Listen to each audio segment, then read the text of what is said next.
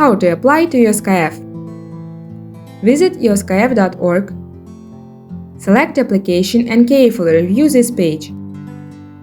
Here you'll find details about the program benefits, eligibility requirements, timelines, and answers to frequently asked questions.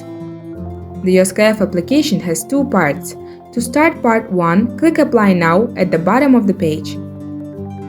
Part 1 is quick and easy. You'll enter your general information and upload an individual photo along with a copy of your passport or ID. Once done, click Submit. After submitting, you'll receive a confirmation email with a link to Part 2. If you don't see the email, check your spam folder. The confirmation email will include a link to the Part 2 guidelines page where you'll find detailed instructions on what's required.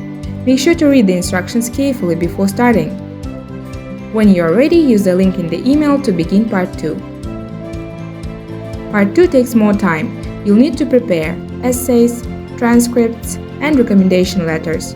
Remember, Part 2 must be completed in one session, so make sure you gather everything you need in advance. The deadline to submit Part 2 is 5 p.m. Bishkek time on January 22, 2025. After submission, you'll receive another confirmation email.